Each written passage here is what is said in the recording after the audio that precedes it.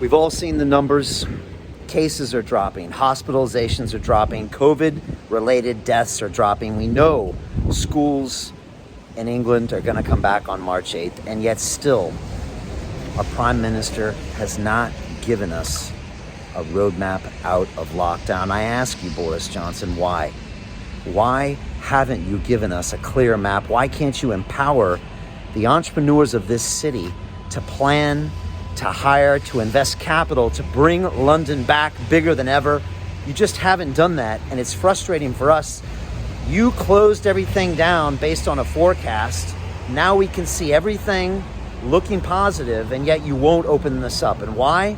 You're doing this for the same reason the current mayor of London does things, because he uses everything as a political tool. He takes data and science and then finds a way to manipulate it for political advantage. We saw this the first time we were forced into lockdown based on data that was not conclusive, and now we're seeing it now where we can't get out of lockdown based on data that's conclusive. And I think it was Steve Baker, chairman of the COVID recovery group, Boris, one of your own Tory backbenchers, that said, if you close down based on a forecast, why can't you open up based on a forecast? And the business owners that I know, the pub owners, the people in tourism, the people in the theater industry, they all say that they are barely hanging on by a thread, barely hanging on with the last bit of capital left to open up.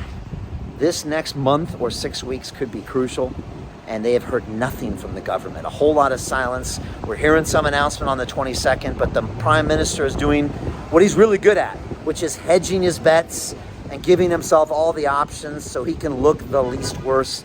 And the mayor of London does the same thing. They play this game that makes them look like enemies, but they do that in order to bounce your votes back and forth. What we need is we need a plan to get London back to work. We need a plan for a proportionate response to this virus. We need science-based solutions. We need a new vision, a vision that is independent of party politics, that's independent of corporate fundraisers, that's independent of agendas and backroom deals. And that's what I propose to you. That's why I think my ideas have cut through so quickly to the voting population in London. That's why bus drivers honk their horns and taxi drivers say, good luck, Brian, and people on the street say, I'm voting for you, because I believe we have the best ideas in the business. That's why we're currently in second place to be your next mayor of London. Again, this is an all-time record. Never happened in the entire history of the London mayoral candidacy, and we're super proud to be really championing your ideas. These are your ideas, and we put the best ideas out there,